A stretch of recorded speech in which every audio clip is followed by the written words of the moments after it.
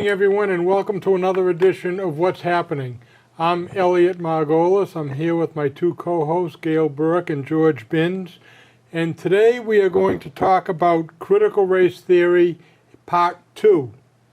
And, you know, critical race theory is a little bit confusing to some people, so I want to read to you a definition of what critical race theory is, just so that you'll have an idea of what we're talking about. And this comes from the John MacIver Institute for Public Policy. Critical race theory is an academic principle that has been around for decades, but only recently became the ideology of the far left to push to tear down our country, destroy the principles of our country was founded on, and eliminate the protections every American is afforded under the Constitution and the Bill of Rights. Critical race theory seeks to fundamentally and profoundly change the United States forever. So that's the definition that we're working with. And today we're going to be talking a little bit about critical race theory in our schools. So, Gail, why don't you start? Okay, thank you. That was a very good explanation. Critical race theory is an anti-individual, this is very important, anti-American, fear-focused rebranding of Marxism, and it's now in our schools, everywhere, all over the country. School boards are afraid of being called racist and are caving into it. But parents, students, and grandparents are fighting back. The core idea behind critical race theory is not equal opportunity to life, liberty, and the pursuit of happiness. It guts Martin Luther King's dream that America not be judged by the color of their skin, but the content of their character. CRT despises individualism and such dreams. It goes on group theory. It reduces us to black and white, brown, Asian, whatever color. It just reduces people to whatever their skin color is. It incites race warfare, and it concentrates power. It wants to redistribute wealth and fundamentally remake America. As we remember from Barack Obama, that was his theme when he ran for the presidency. It was to transform America, and that's exactly what's happening now. And it's frightening, and we have to be aware of it. Parents especially need to be aware of it. Talk to your children and find out what they're being taught, because it permeates, all areas of the curricula, whether it's math, science, history, English, whatever, it's there. It's even begun to creep into music, of all things. George. Well, back up a little bit and understand where this whole set of difficulties comes around. Way back when Jefferson wrote the magic words in the Declaration of Independence, all men are created equal. And nobody has ever really defined what do you really mean by that.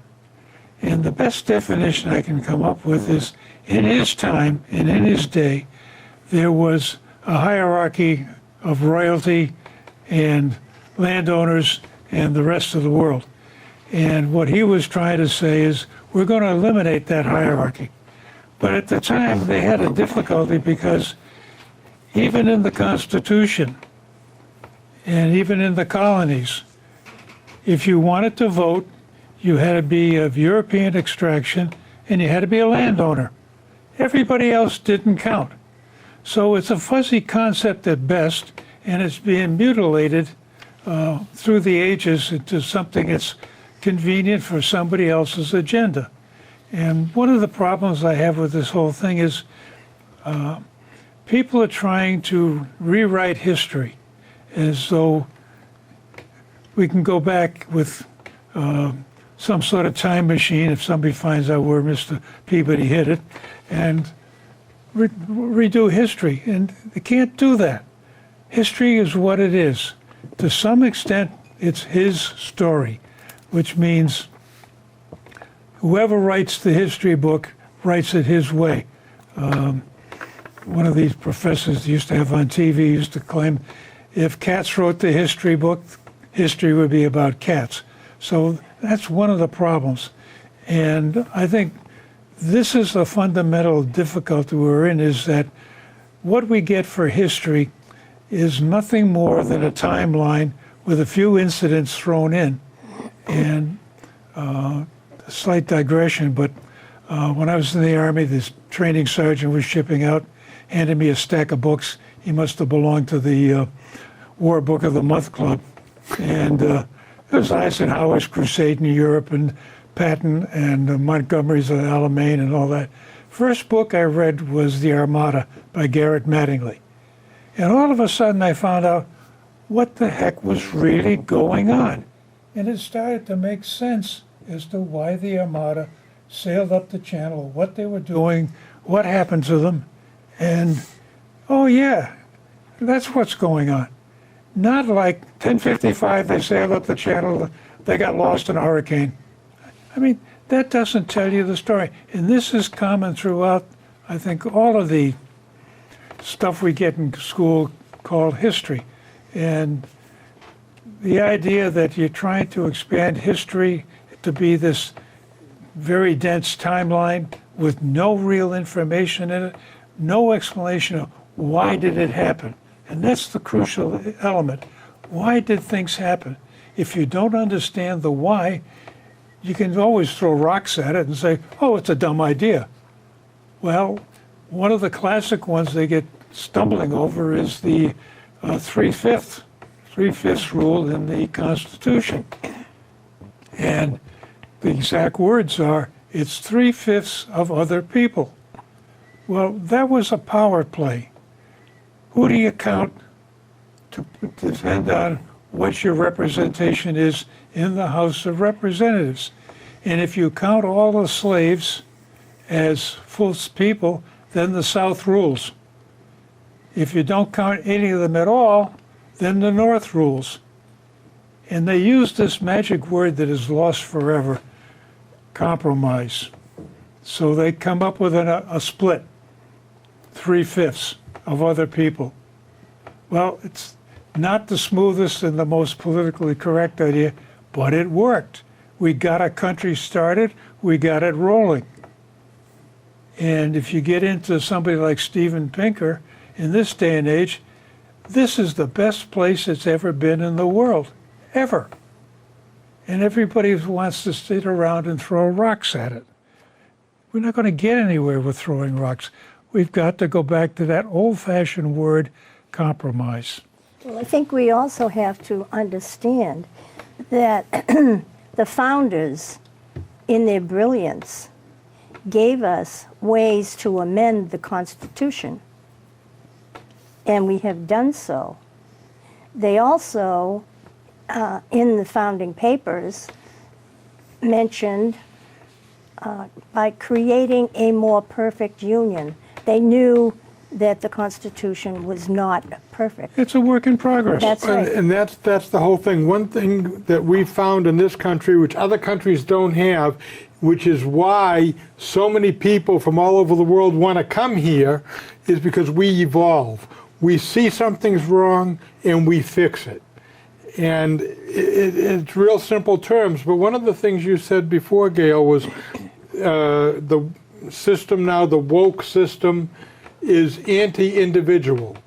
Everybody should be making the same amount of money, no matter what. So a surgeon should make the same amount of money because of income redistribution as somebody who collects our rubbish.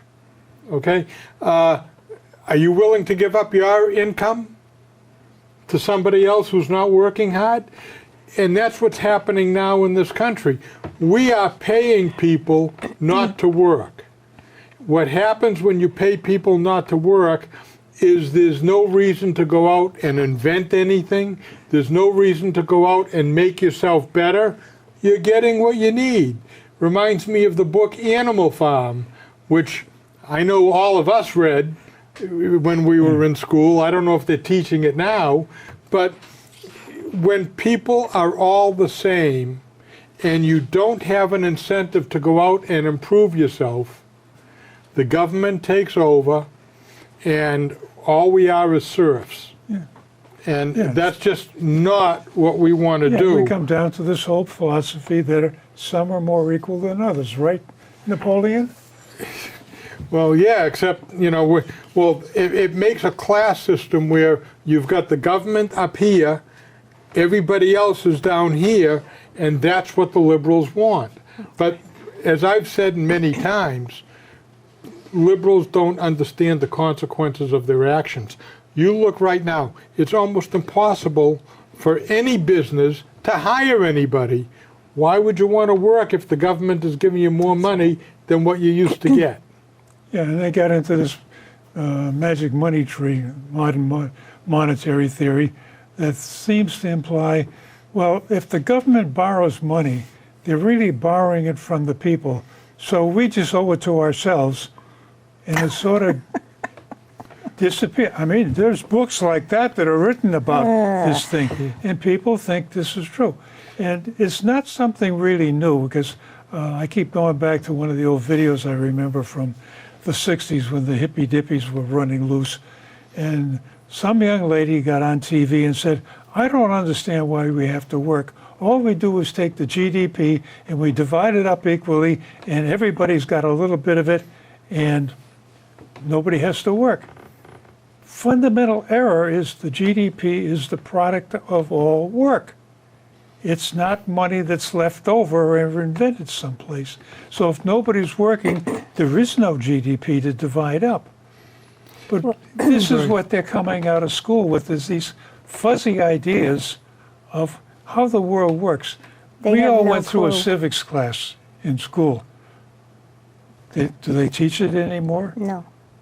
Well, some places have started to teach it, but they teach it from the woke point of view, which is not civics at all. They don't teach about the Constitution. They certainly don't teach about our country, how it was formed, and when they do, they denigrate the founding fathers. As a matter of fact, we're finding here in Massachusetts, I just read an article from the Washington Times about Wellesley. Now, Wellesley is a very wealthy community, but it's there as well. And Judicial Watch, which is a watchdog group nationwide, has found information about the Wellesley school system. It's what they're teaching is segregating black and whites, or blacks, minorities, and whites. It's segregation, it's racism, it's reverse racism is what it's all about. And in Wellesley, they're finding documents, and children are beginning to talk to their parents about exactly what they're doing.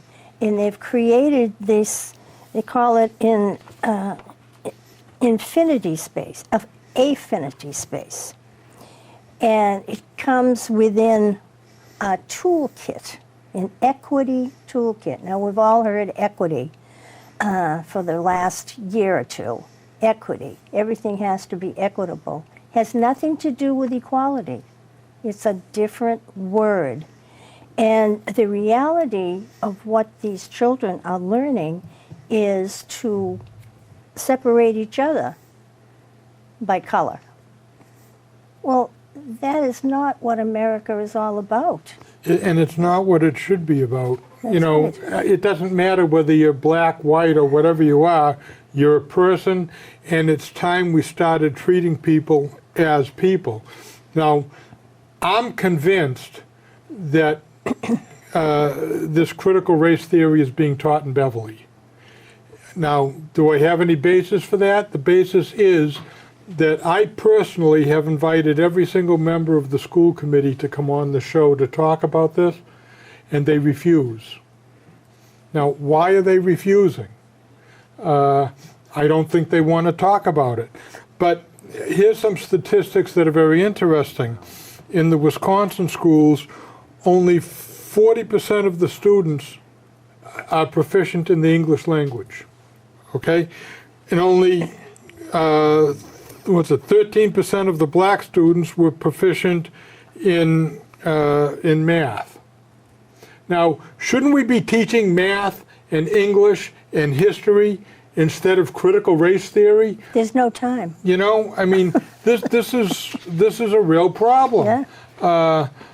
We need to teach the basics, and we need to give people the idea that they can perform and they can do things instead of telling them that they can't. And that's what critical race theory does. It tells you, well, you're not really quite good enough to do this, so we're going to help you, instead of giving you the incentive to move forward. I mean, you look at so many inventions in this country compared to all over the world. Why? Because people have an incentive to improve themselves. With critical race theory, that's going down the tubes. Well, as a matter of fact, it was either yesterday or the day before, the governor of Oregon had a press conference where she stated that from now on, Oregon will no longer have requirements for graduation in math, in English, in history. No more requirements. So that means that CRT is winning in that respect, because what it does is it just lowers the bar for everyone. So who cares? So you get a diploma from a school in Oregon, doesn't mean anything. Well, I think this is prevalent throughout the system. We've seen it in Boston, where they have taken out the requirements for the schools where The you have to AP. take a test Yeah. to get into. Yeah. And we've seen it around here that they're now starting to have a lottery to get into the trade schools. I mean, if you're going to have a school where you're trying to enhance the educational opportunity for the students, there's a requirement that the students have to be able to handle that kind of an intense environment. And if you start watering it down, I mean, this has been the criticism of the school system for a long time, that they have so many different students in there who have different experiences and different background and different capabilities, that students who are trying to work hard and do better get lost in the shuffle, or in some cases, they turn into teachers for some of the other students. I'm glad you said that, because right here in the Madison, Wisconsin School District, they're debating right now whether to get rid of honors classes. How do you get rid of honors classes? It's very easy, You know, pull the plug. Yeah. They're also, in Madison, they're saying nobody can get less than a 50%. Even if you don't do the work, you get nothing less than 50. They're giving kids. And if you fail, George, get this, if you fail, instead of getting an F, you get a no pass, and the no pass means it doesn't go on your GPA. Well, it's the same thing. You play a sport and everybody gets a trophy for participating. Yes. Yeah. I mean, this is not something new. It's been going on for quite some time, and it's now just come to a head with a lot of the activity that's going on nationwide relative to different riots we've had, and the exuberant police, which is a real problem.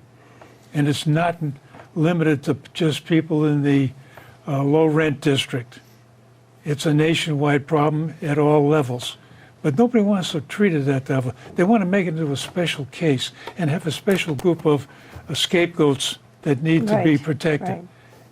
And They always need a scapegoat. well, and you start to think about some of these approaches. And you and I have been in the game of doing some marketing. First thing you want to do is have the biggest possible audience or the biggest possible customer base to work from. And the first thing you do when you start to talk about minority groups is you take your possible active base, people who are going to do something about it, and you squish it down to a very narrow group. How are you going to have something happen? It's a tragedy that there have been a number of riots in this country over the years. And in each case, they've had a commission. And the commission looks at it and says, oh yeah, this is what's wrong. We got to fix this. Nothing gets done. Right. So this is a real problem. You've got to expand your base and get more people involved, not divide people up into little groups that are fighting with each other. Well, you have to understand that these groups are deliberately put aside because the powers that be really don't want people to get along. They want all this division. It's easier for them to control us if we don't get along with one another. Yeah. And they couldn't do it by class because we really don't have classes here as compared to somewhere like India. We have a middle class, but We're it's not working the on it, same. though. Yes, We're we working are. on Well, it. the middle class is disappearing. Yeah. But, so they were smart, and they said, okay, we can't do this in America because what's worked in other countries isn't going to work here. We'll do it by race. Well, And the other- that's what happened. That's the other thing that bothers me. There is no such thing as race in the species Homo sapiens. Well. It's a made-up term, and a lot of this stuff is made up. If you make up a term that doesn't exist, how do you make it go away? You just got to stop talking about it. And we started this discussion about what's going on in the elementary schools, and our guidance here, Walt, said, okay, get some books that are being used. Okay, so I got one. It's called Not My Idea. And it starts to talk about events, and they create a scenario where some kid is watching TV and they start to talk about one of these shootings by the police. And the scenario goes on for a while. And the kids start to get into the issue of, well, what's really going on? And why don't you tell me what's going on? And the mother keeps, no, don't worry about it. It's nothing new. And that goes on for a while, and finally the kid gets involved. So it's a message that kids got to get involved. Fine. Then you get to the back of the book, and they have what they call activities. Way in the back. Yeah. And the first one of the activities is, want to know whose liberation you're fighting for. It's yours. White supremacy has been lying to kids for centuries.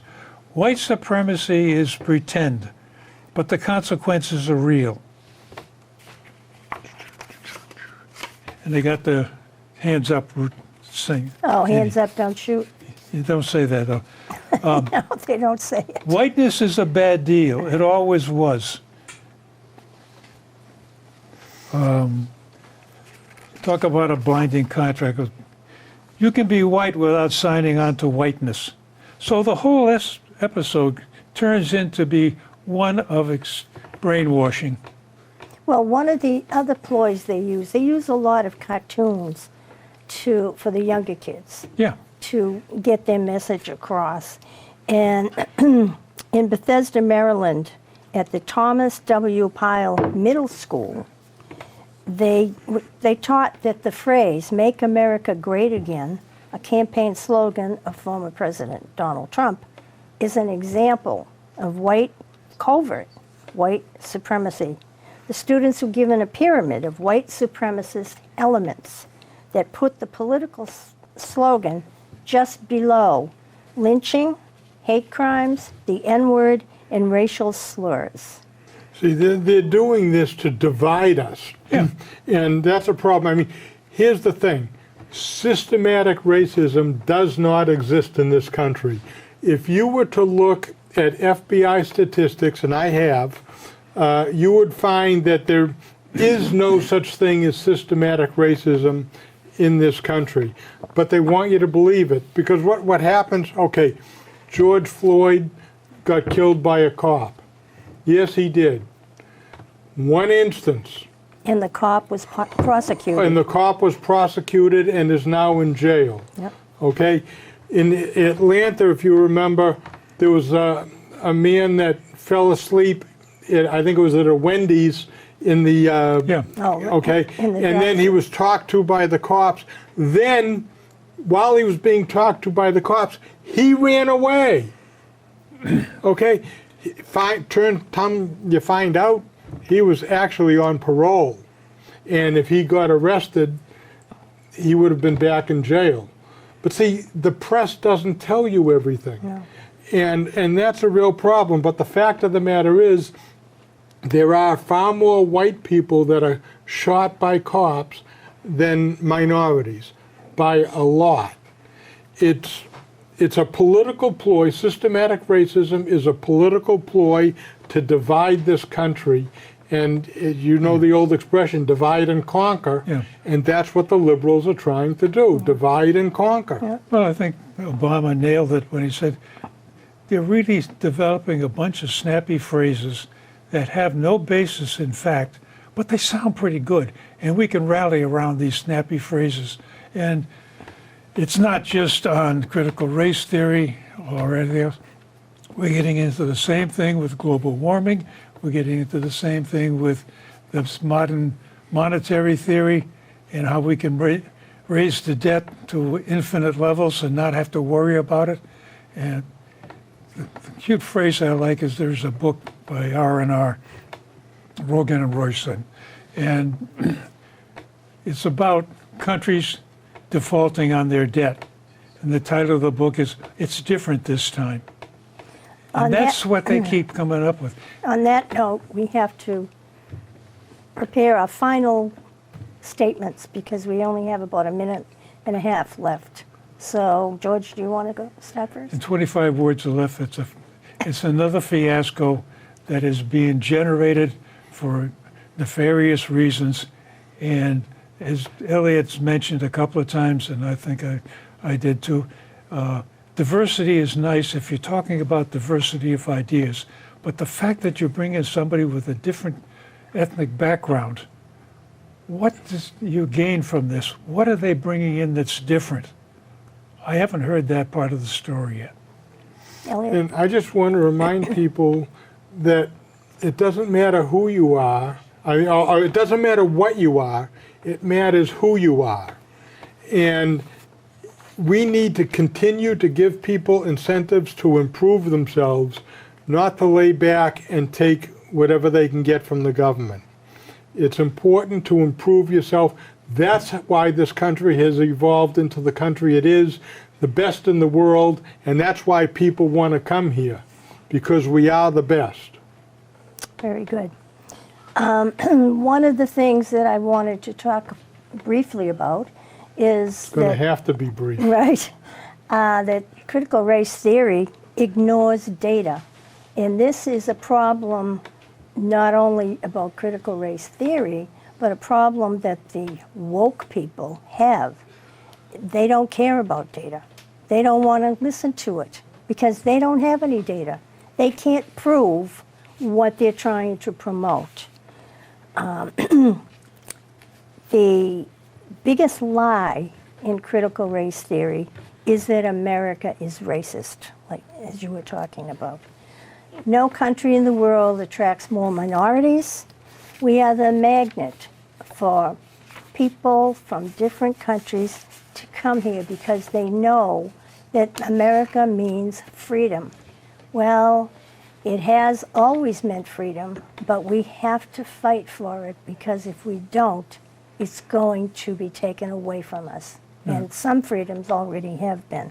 Well, a lot of this business about lockdowns and Yeah. masks Yep. is not in the Constitution. There is no authority for it, and yet edicts are coming out. That's right. Just remember, when you hear things about critical race theory, it's Marxism, it's communism. That's exactly what it is. It's junk, and it's a disgrace. Well, it's a travesty because critical race theory started out as critical legal studies, looking Yes, yeah. at what was going on after the civil rights movement of the 60s. Right. And somebody has grabbed onto it, turned it into a snappy phrase, and totally destroyed its original concept. And now we're playing games with phrases. Right.